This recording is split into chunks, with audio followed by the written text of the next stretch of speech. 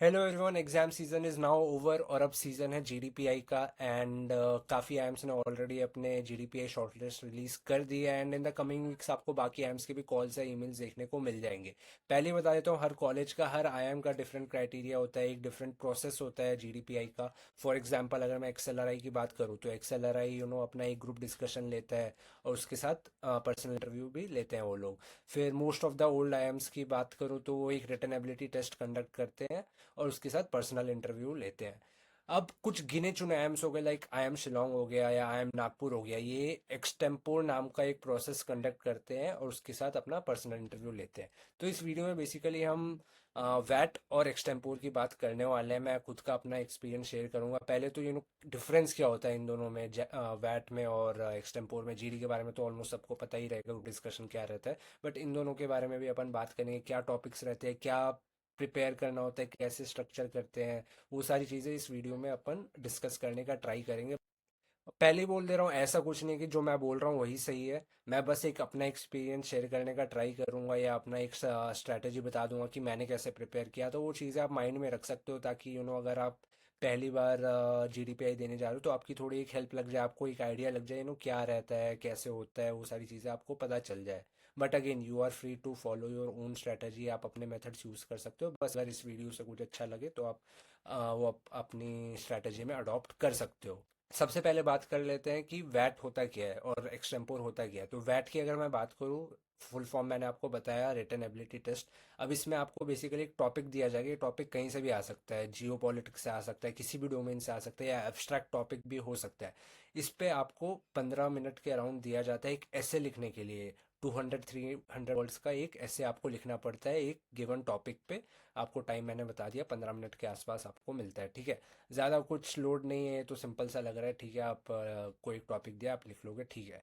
अब एक्सटेम्पोर की बात करते हैं। अगेन ये काफ़ी लोगों ने नहीं सुना होगा। इनफैक्ट जब मैं भी देने जा रहा था शिलोंग का एक्सटेम्पोर तो मैंने भी ये वर्ड पहली बार सुना था। प्रोसेस मेरे को पता था, मतलब पता है होता क्या है, बट वर्ड पहली बार सुना था। तो एक्सटेम्पोर का ये मतलब है कि आपको एक टॉपिक दिया जाएगा।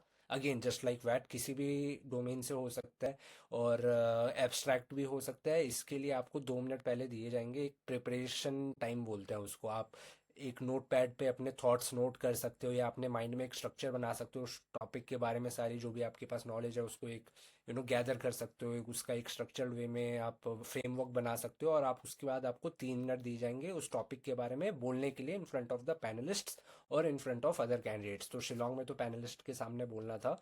तो वही है, आपको एक टॉपिक दिया जा रहा है, अब उसके बारे में आप प्रिपेयर कर लो 2 मिनट, उसके बाद 3 मिनट आप फ्लुएंसी के साथ बोलो। जीडी की तरह थोड़ा सिमिलर है, बस जीडी में ऐसा है कि यार जीडी में आप सबसे एक कन्वर्जेशन कर रहे हो और 3-4 आपने पॉइंट बोल दिए, ठीक है। इधर 3-4 पॉइंट नहीं, इधर आपको पूरा टॉपिक के बारे में बोलना है। इंट्रोडक्शन आप ले लो, फिर मेन जो बॉडी होती है उससे कंक्लूजन हो गया, ये पूरा आपको अच्छे से बोलना है। अभी देखो, वैट का तो थोड़ा सिंपल था फंडा की, ठीक है, आपको टॉपिक मिला है, आपने लिख दिया, अब भूल गए, ठीक है, जो लिखा है क्या लिखा है पता नहीं। बट एक्सटेम्पोर में ऐसी चीज़ नहीं है, क्योंकि अगर आप एक्सटेम्पोर में अटक गए या आपका हाँ, या आप उसका बीच में ही आप टॉपिक के बारे में भूल गए और आपने बीच में थैंक यू बोल दिया, तो वो चीज़ काफ़ी एम्बैरेसिंग होने वाली है और आपका कॉन्फिडेंस काफ़ी डाउन हो जाएगा।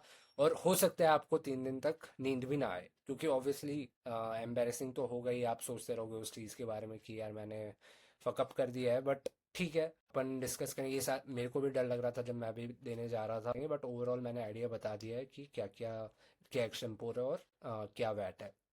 कैसे प्रिपरेशन करें वो तो मैं बताऊंगा ही, बट सबसे इम्पोर्टेंट टिप जो मैं आपको बोल रहा हूँ, सबसे पहले भाई व्हाट्सएप एक ग्रुप बना लो। आप आपके दोस्तों का जो भी इंटरव्यूज़ देने जा रहे हैं, या आपको दोस्त नहीं भी हैं तो लेट से आप कोई कोचिंग कर रहे हो, फॉर एग्जांपल अगर आप कैकिंग के वीडियो के नीचे जाओगे आपको कॉल गेटर्स की आपको एक व्हाट्सएप ग्रुप का लिंक कहीं तो कुछ तो मिल जाएगा, वो ग्रुप ज्वाइन कर लो। सबसे इंपॉर्टेंट यही चीज़ है, ताकि वो लोग जो इंटरव्यू देने जाएंगे बाकी लोग, वो अपना एक ट्रांसक्रिप्ट शेयर कर देंगे कि इंटरव्यू में क्या पूछा जा रहा है, इंटरव्यू में कौन से यार जीडीपीआई के कौन से टॉपिक्स हैं।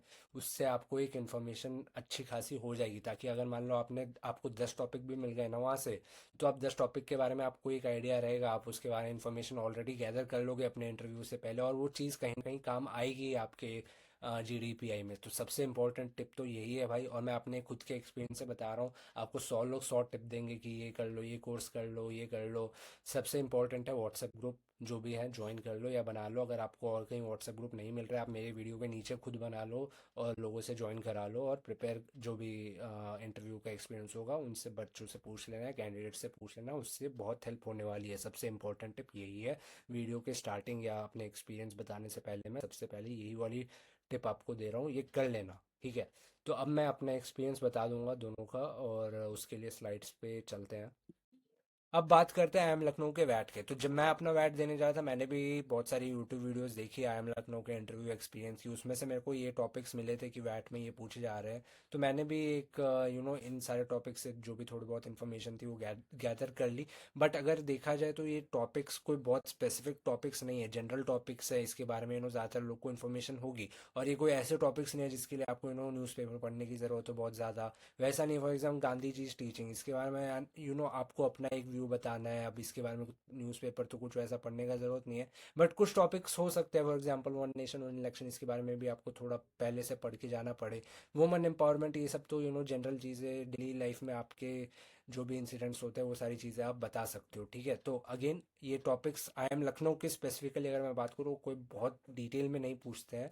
आप और भी वीडियोस देख सकते हो यूट्यूब पे, उनके टॉपिक्स बहुत ही जनरल टाइप के होते हैं। तो उस हिसाब से मैं भी काफ़ी रिलैक्स था, मैंने भी जब ये टॉपिक्स देखे।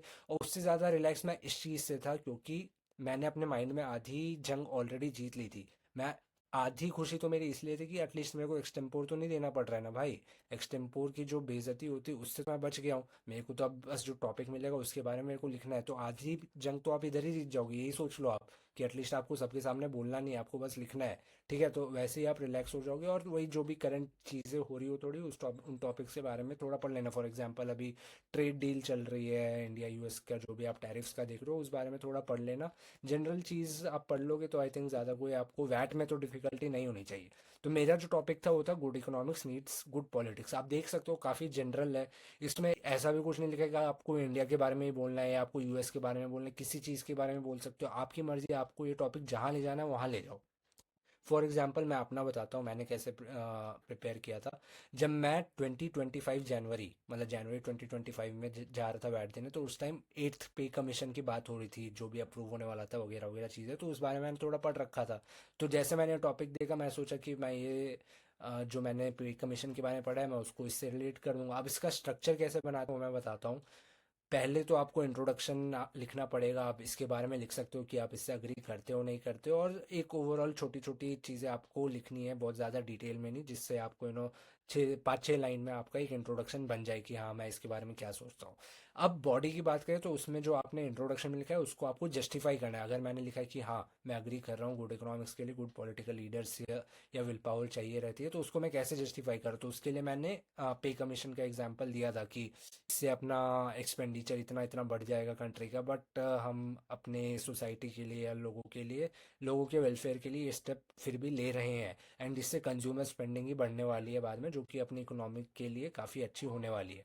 अब इसमें देखो, अगर आप वैट देने जा रहे हो या जीडी देने जा रहे हो या कोई भी एक्सटेम्पोर देने जा रहे हो, अगर आप एग्जाम्पल्स दे रहे हो और उसमें आप फिगर्स इंक्लूड कर रहे हो। फॉर एग्जाम्पल अगर मैं पे कमीशन की बात कर रहा हूँ तो मैंने बोला कि एक्सपेंडिचर इतने लाख करोड़ से बढ़ जाएगा। तो अगर वो मैं एक नंबर इंक्लूड कर रहा हूँ तो उसके आपको एक्स्ट्रा पॉइंट मिलेंगे, चाहे वो जीडी हो, एक्सटेम्पोर हो या वैट हो। अगर आप नंबर्स कोट कर रहे हो, एग्जाम्पल्स दे रहे हो, तो उसके आपको एक्स्ट्रा पॉइंट्स मिलते हैं। तो ये चीज़ें आप माइंड में रख सकते हो, ठीक है। तो मैंने अगेन पे कमीशन के बारे में जितना मेरे को पता था मैंने नंबर्स इंक्लूड करते करते लिख दिया। फिर मैंने 90s की बात की, जब पीवी नरसिम्हा राव हमारे प्राइम मिनिस्टर थे and Manmohan Singh saved our country from going bankrupt by opening the Indian economy to the world. तो ये सारी चीज़ें मैंने उधर लिखी। फॉरेन डायरेक्ट इन्वेस्टमेंट के बारे में, एफडीआई के बारे में बात की। फिर मैंने एजुकेशन बजट के बारे में लिखा कि इंडिया को अपना एजुकेशन बजट इंक्रीज़ करना चाहिए लाइक यूएसए, और नेशनल एजुकेशन पॉलिसी, इन सब चीज़ों के बारे में बात की। तो मेरा पूरा हो गया था इंट्रोडक्शन मैंने सही सा लिख दिया। बॉडी में मैंने ये 3 एग्जांपल्स दे दिए, और कंक्लूजन में एक अगेन जो आपने इतनी सारी चीज़ें लिखी है उसका एक समरी बना के 2-3 लाइन में आप लिख सकते हो। और आई थिंक मेरा 15 मिनट से थोड़ा पहले ही हो गया था। एंड 200-300 आई डोंट, मैंने एक शीट जो मेरे को मिली थी लिखने के लिए वो मैंने 2 पूरी शीट भर दी थी, पूरा स्पेस मैंने भर दिया था, ठीक है। तो ये तो बहुत उतना कोई खास नहीं था, आप कोई भी कर सकता है। वैट थोड़ा सिंपल ही रहता है। अगेन मैंने बोला आपको एटलीस्ट एक्सटेम्पोर तो नहीं दे रहा, आप अपने एक्सटेम्पोर तो नहीं देना पड़ रहा है, आप अपने माइंड में ये चीज़ रख के चलो, वैट देने में आपका वैट अच्छा होगा। अगेन प्रिपरेशन का मैंने बता ही दिया, जनरल टॉपिक्स पढ़ सकते हो, हर डोमेन से पढ़ लो, पॉलिटिक्स से पढ़ लो, जियोग्राफी से पढ़ लो, या जैसे भी जो भी जनरल टॉपिक्स रहते हैं उन सारी चीज़ों को आप देख सकते हो। अब बात करते हैं एक्सटेम्पोर की। तो जब मेरे को आई एम शिलोंग का मेल आया था एक्सटेम्पोर का, सो मैंने भी अपनी प्रिपरेशन मैं बताता हूँ कैसे स्टार्ट की। मैं व्हाट्सएप ग्रुप्स पे ज्वाइन हो गया था, डिफरेंट ग्रुप्स पे, लेट्स से रोहतक के ग्रुप में या और भी दूसरा एम्स के ग्रुप में। तो रोहतक में भी आई थिंक एक्सटेम्पोर होता था, तो रोहतक के जो इंटरव्यू थे आई थिंक पहले स्टार्ट हो गए थे, और उन्होंने अपने जो भी बच्चे आ रहे थे वो अपना एक्सपीरियंस शेयर कर रहे थे कि ये टॉपिक पूछा जा रहा है। फॉर एग्जांपल किसी ने बताया इंडिया आफ्टर डिपेंडेंस, एक्सटेम्पोर का ये टॉपिक है, ठीक है। तो जो वहाँ से मेरे को टॉपिक्स मिल रहे थे उन चीज़ों पे मैंने एक इंफॉर्मेशन कलेक्ट करना शुरू कर दी। अब मैंने क्या किया देखो, मैंने जनरल टॉपिक से फॉर एग्जांपल क्लाइमेट चेंज हो गया, फिर मेक इन इंडिया हो गया, डिजिटल इंडिया हो गया, इन सब चीज़ों पे तो एक इन्फॉर्मेशन गैदर कर ली, एक अपना जो भी आप ऐसे टाइप का हो बना लिया था मैंने, ठीक है। ताकि जो बाकी टॉपिक्स आएंगे for example India after independence, इसमें ये सारी इन्फॉर्मेशन मैं यूज़ कर सकूं। इसमें फॉर एग्जांपल मैं डिजिटल इंडिया यूज़ कर सकता हूँ ना यार, मेक इंडिया आफ्टर इंडिपेंडेंस में मेक इन इंडिया यूज़ कर सकता हूँ। फिर मान लो लेट्स से एयर पोल्यूशन का भी चल रहा है सीन दिल्ली का, AQI वगैरह का, तो उसमें क्लाइमेट चेंज चेंज की चीज़ें इंक्लूड कर सकता हूँ। तो आप जनरल टॉपिक्स पढ़ लो, जिससे आप वो इन्फॉर्मेशन आप अपने स्पेसिफिक टॉपिक में कहीं ना कहीं रिलेट कर पाओगे। तो मेरी भी यही टेक्निक थी, मैंने ये सारी चीज़ें करना स्टार्ट कर दी। बट अब जब आई एम शिलोंग के इंटरव्यू स्टार्ट हुए, आई थिंक मेरा 6 फरवरी है, पता नहीं कब था, बट मेरे से आई थिंक 1 वीक पहले आई एम शिलोंग के बेसिकली इंटरव्यू स्टार्ट हो गए थे कोलकाता में, आई थिंक उन्होंने स्टार्ट कर दिए थे। तो उधर जो बच्चे आए उन्होंने बताया भाई हमारे टॉपिक्स इस तरह के आ रहे हैं। तो ये टॉपिक्स आप देख सकते हो, ये कोई स्पेसिफिक टॉपिक नहीं है, इसको एब्स्ट्रैक्ट टॉपिक्स बोलते हैं। ये इन्होंने एक फ्रेज दे दिया है, एक इडियम दे दिया है, उसके बारे में आपको लिखना है। इसमें कोई पॉलिटिक्स की बात नहीं हो रही है, कोई एक स्पेसिफिक क्लाइमेट चेंज वो सारी चीज़ें नहीं हो रही है। इसमें आपको एक फ्रेज दिया है, for example jump the gun, end of the line, whole 9 yards. तो इसमें ऐसी फ्रेज में से आपका क्या थॉट्स है, आपका क्या पर्सपेक्टिव है, आप उसके बारे में लिख सकते हो। अब ऐसा ज़रूरी नहीं कि आपको हर फ्रेज का मतलब पता हो। फॉर एग्जांपल होल 9 यार्ड्स, इसका मतलब मेरे को आज तक नहीं पता है क्या है, बट इससे आपके मन में क्या थॉट्स आ रहे हैं, आपको उस चीज़ के बारे में बोलना है, लिखना है नहीं, सॉरी, बोलना है, ठीक है। तो होल 9 यार्ड्स का फॉर एग्जांपल मैं आपको बोलूँ, मैंने देखा 9 यार्ड्स। अब यार्ड से बस मेरे को क्रिकेट पिच की याद आई कि क्रिकेट पिच होती है अपनी 22 यार्ड्स की। तो उसमें मैं क्या बोलता, मैं सोचा कि मैं ऐसा बोलूँगा कि अगर what would happen if cricket pitch जो है वो 22 यार्ड से 9 यार्ड्स की हो जाए, तो क्या होगा। क्या हमें स्पिन बॉलिंग करनी पड़ेगी बस। तो मैंने अपना मतलब एक माइंड में बस रखा कि मेरे को इस टाइप का अगर टॉपिक मिलेगा तो मैं कैसे उसके बारे में बोलूँगा जिसका मेरे को मतलब नहीं पता है, ठीक है। अब देखो, ये तो मैंने आपको टॉपिक्स बता दिया, आप ओपन टू इंटरप्रिटेशन ले लो कि सारे टॉपिक्स ओपन टू इंटरप्रिटेशन है। आपको जो थॉट्स आ रहे हैं आपकी मर्जी बोलो, आपको मतलब पता हो या ना पता हो एग्जैक्ट उस फ्रेज का। अब मैंने क्या किया, मैंने सोचा अब मेरे को अगर ऐसा टॉपिक मिल रहा है जिसके बारे में मेरे को नहीं पता है, और मतलब पता होना शायद ज़रूरी भी नहीं है, तो मैं ऐसी चीज़ पे बोलना पसंद करूंगा जिसके बारे में मेरे को सबसे ज़्यादा इन्फॉर्मेशन है। मेरे केस में वो चीज़ थी क्रिकेट। तो मेरे को क्रिकेट की अगर बहुत ज़्यादा इन्फॉर्मेशन है, बहुत ज़्यादा नॉलेज है, अगर मेरे को क्रिकेट में बहुत इंटरेस्ट है, तो मैंने सोचा अगर मेरे को इस चीज़ पे मैं अगर रिलेट कर पाऊँ इन टॉपिक्स को, तो मेरे को ज़्यादा कुछ सोचने की ज़रूरत नहीं है, मेरे पास कंटेंट की कोई कमी नहीं रही है, मैं कुछ भी बोल सकता हूँ। अब मैं आपको एक एग्जांपल लेता हूँ मैंने कैसे किया। फॉर एग्जाम्पल जंप रन ले लो, ठीक है। इसका बेसिकली मतलब ये होता है जल्दी जल्दी में, ठीक है, जल्दी में कुछ कर दिया, ठीक है। तो मैंने सोचा इसको मैं क्या करूँगा, इंडिया के वर्ल्ड कप कैंपेन से रिलेट करूँगा। इंडिया का वर्ल्ड कप उस टाइम 2023 में हुआ था, जो हम हार गए थे ऑस्ट्रेलिया से लास्ट में, आपको पता है। और मेरा इंटरव्यू था 2024 फरवरी में, तो रिसेंटली कंक्लूडेड था। तो मैंने सोचा कि इसमें मैं रोहित शर्मा का एग्जांपल ले सकता हूँ कि वो कैसे ही स्टार्टिंग से ही पावर प्ले में पहली बॉल से ही मारना उसने स्टार्ट कर दिया था, वगैरह वगैरह, कैसे मैक्सिमाइज किया हमने पावर प्ले। और अगर आप देखोगे वो चीज़ ने हमारी बहुत हेल्प की, पूरे 10 जितने भी 10 मैच शायद हम जीते, 9 या 10 पता नहीं, 9-10 जो भी मैच जीते उसमें बहुत बड़ा कंट्रीब्यूशन था, और फाइनल में भी वैसे ही हम खेल रहे थे, बट जो भी है चीज़ें हमारे हिसाब से नहीं गई, तो वो अलग चीज़ है। बट मैंने सोचा इस चीज़ के बारे में मैं बोल सकता हूँ, इस चीज़ से रिलेट कर सकता हूँ। फिर सेकंड टॉपिक ले लो, एंड ऑफ द लाइन। तो इसमें मैंने सोचा कि क्या करूँगा, इंडिया वर्ल्ड कप हार गए, ठीक है, तो एंड ऑफ द लाइन नहीं है, लेकिन अभी उसके आगे T20 वर्ल्ड कप है, चैंपियंस ट्रॉफी, हम उसके लिए कैसे प्रिपेयर करेंगे, वापस से हम डिफीट से हम वापस से बाउंस बैक करेंगे, वो सब चीज़ें मैंने अपने माइंड में रखी कि अगर मेरे को ये सारी चीज़ें आएंगी तो मैं बोल सकता हूँ क्रिकेट के बारे में। और उस नॉट जस्ट क्रिकेट, अगर मेरे को और भी कोई टॉपिक पसंद है, लेट्स से ट्रैवलिंग पसंद है, मैं उस पर बोल सकता हूँ। फॉर एग्जांपल किसी को पॉलिटिक्स पसंद है तो वो इसको इससे भी रिलेट कर सकता है। फॉर एग्जांपल मैं आपको जमदा गन का ही करके दिखाता हूँ। ट्रम्प का भी आपने देखा, टैरिफ वॉर जो भी चल रहा है, तो अगर मैं जमता उनको उधर ट्रम्प से रिलेट करूँ तो मैं ऐसा कुछ बोलूँगा कि ट्रम्प ने बहुत ही जल्दी में एक डिसीजन ले लिया कि इंडिया पे 50% टैरिफ लगेगी बिना कुछ सोचे समझे। तो उसमें आई थिंक उसको एक अच्छे से एनालिसिस करना चाहिए था, सोचना चाहिए था, एंड एक सेंसिबल डिसीजन लेना चाहिए था। अभी उस डिसीजन की वजह से हमारे मे बी फार्मास्यूटिकल इंडस्ट्री पे क्या इम्पैक्ट पड़ रहा है वगैरह वगैरह, ये सारी चीज़ें वो रिलेट कर सकता है। अगेन ये मैं बस एक एग्जांपल दे रहा हूँ, मैं इस अप्रोच या स्ट्रैटेजी के साथ गया था। आपको अगर सही लगे तो ले सकते हो, एंड नहीं लगे तो आपकी जो भी स्ट्रैटेजी आप वो यूज़ कर सकते हो। मैं आपको अपना बता देता हूँ। मेरा टॉपिक आया था ईचिंग टू गेट स्टार्टेड। उससे पहले एक और चीज़ बता देता हूँ। जब मैं वेन्यू पे गया इंटरव्यू देने, तो उधर मेरा लेट से सीक्वेंस नंबर 8 था, तो मेरे से पहले भी 7 लोग गए थे। तो वो जो 7 लोग थे वो अपने इंटरव्यू से आ रहे थे, वो अपने टॉपिक्स भी बता रहे थे कि मेरे से ये टॉपिक पूछा गया, ये टॉपिक। तो आपके माइंड में एक ऑलरेडी फ्रेमवर्क बनना स्टार्ट हो जाता है, इन्फॉर्मेशन गैदर होनी स्टार्ट हो जाती है कि हाँ अगर मेरे को ये टॉपिक आ गया तो मैं क्या बोलूँगा। तो ऐसे ऐसे आप बेसिकली एक माइंड में अपने तैयारी कर रहे होते हो ऑलरेडी, तो वो चीज़ आप ध्यान रख लेना जब आप इंटरव्यू देने जा रहे हो। तो मेरा ये टॉपिक था अगेन। अब मैंने जो भी उन्होंने पैनलिस्ट ने बोला कि आप एक नोट पैड उधर रखा हुआ था, इस पे अपने थॉट्स नोट कर सकते हो, 2 मिनट आप जो भी प्रिपेयर कर रहे हो कर लो, और उसके बाद आपको 3 मिनट के लिए एक स्पीच टाइप की देनी है या उस टॉपिक पे बोलना है। तो अगेन मैंने देखा, मेरे को ये टॉपिक का कोई एग्जैक्ट मतलब तो नहीं पता था, itching to get started, but देखने से मेरे को या सुनने से ऐसा लगा कि कुछ करने की खुजली हो उस टाइप का। मतलब अगेन थोड़ा मेरे को जंप द गन से सिमिलर ही लगा कि जल्दी जल्दी में कुछ करना है बस कर दो, मतलब उस टाइप का, बिना कुछ ज़्यादा कुछ सोचे समझे, ठीक है।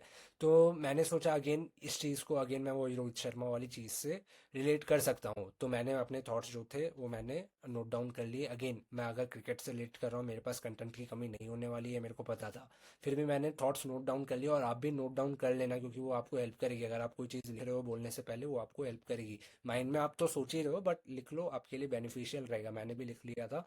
फिर मैंने जो पहली लाइन बोली वो आप भी यूज़ कर सकते हो। मैंने बोला कि I don't know the exact meaning of this phrase, but I believe this is open to interpretation, and I am going to share my thoughts on this topic या अबाउट दिस टॉपिक, ठीक है। ऐसे करके मैंने बोला कि I would like to relate this topic with recently concluded ODI world cup, और उसमें मैं इंडिया की कैंपेन की बात करना चाहता हूँ, जिसमें अगेन मैं रोहित शर्मा का स्पेसिफिकल एग्जांपल दिया कि कैसे उसने पावर प्ले मैक्सिमाइज किया, एंड फर्स्ट बॉल से वो मारना स्टार्ट कर दिया था। हाउ ये वही चीज़ हो गई ना, इचिंग टू गेट स्टार्टेड, पहली बॉल से मार रहा है।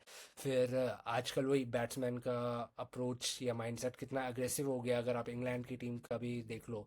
मतलब वो मैंने एग्जांपल्स दिए, बेसबॉल का मैंने एग्जांपल दिया, और उस समय आई थिंक इंडिया इंग्लैंड का भी टेस्ट सीरीज चल रहा था, और उसमें ये लोग इतने रन्स मार रहे थे कि एक दिन में हम ODI जितने रन्स बना दे रहे थे।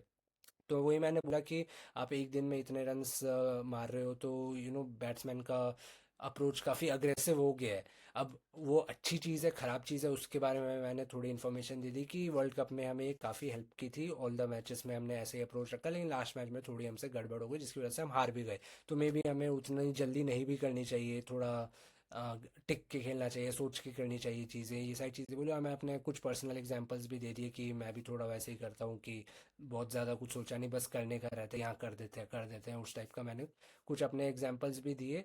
एंड मैंने काफ़ी फ्लुएंसी के साथ बोला अगेन, क्योंकि मेरा जो टॉपिक है वो क्रिकेट से रिलेटेड था, तो मेरे को ज़्यादा कुछ सोचने की ज़रूरत नहीं है, मैंने पूरे फ्लुएंसी के साथ ये टॉपिक के बारे में बोल दिया। अब देखो, अगेन मैंने आपको अपना तो बता दिया कि मैंने कैसे अप्रोच किया है या मैंने क्या चीज़ें रखी है। आप इसको अपने हिसाब से कर सकते हो। अगर आपका जो फेवरेट टॉपिक है, आप चाहो तो उससे रिलेटेड कर दो। अगर आपको उससे नहीं आ रहा है, अगर आपको इसके एग्जैक्ट मीनिंग की बात करनी है, आप उस हिसाब से कर सकते हो। आपको जहाँ ले जाना चाहते हो बेसिकली ले जाओ, बस ऐसा हो कि आपके पास बोलने की या कंटेंट की कमी ना हो। कंटेंट की कमी नहीं होनी चाहिए, नहीं तो आपका आ और बीच में आप रुक जाओगे, वो नहीं होना चाहिए। आप अगर 10 टॉपिक पढ़ के जा रहे हो, 10 डिफरेंट डोमेन्स की, तो आप उसके बारे में आपके पास ज़्यादा इन्फॉर्मेशन, आप उससे रिलेट करो, लेकिन उसी टॉपिक के बारे में बोलो जिसके बारे में आपको सबसे ज़्यादा इन्फॉर्मेशन है मेरे हिसाब से। अगेन, चीज़ें अगर कुछ आपको उतनी सही नहीं लग रही हो तो कोई बात नहीं, आप अपनी स्ट्रैटेजी यूज़ कर लो। बट फिर भी अगर आपको कमेंट्स में कुछ भी डाउट हो, कुछ भी आप पूछना चाहते हो कि क्या रहता है प्रोसेस वगैरह, तो मैं अपनी नॉलेज पे जो मेरे से हो सकता है मैं आंसर करने की ट्राई करूँगा। एंड पिछली वीडियो पे आई नो रैंकिंग जो थी आईएम्स की वो थोड़ी गड़बड़ हो गई है। कुछ लोगों ने बोला माइका थोड़ा टॉप का कॉलेज है, एक्सआईएम भी टॉप का कॉलेज है, तो उसको मे भी हम बेबी आइम्स के ऊपर प्रेफर कर सकते हैं। तो ठीक है यार, मैं भी एग्री कर रहा हूँ, मेरे से भी उसमें गलती हुई है। माइका का मार्केटिंग अच्छा है, एक्सआईएम भी अच्छा है, तो उसको आप बेबी आइम्स के ऊपर प्रेफर कर सकते हो। एंड आईआईटीज़ के मैंने आरओआई के बारे में तो ऑलरेडी बता ही रखा था, but it was just my personal opinion या पर्सपेक्टिव कि मैंने उनको आईएम्स के नीचे रखा था just because of IIMs brand value. But again, मैंने उनका बोला ही कि आरओआई काफ़ी अच्छा है आईआईटीज़ का, तो आप वो भी प्रेफर करना चाहते हो ओवर बीबी आईएम्स या maybe new IIMs as well, तो आप कर सकते हो। So that's it for this video and thank you for watching.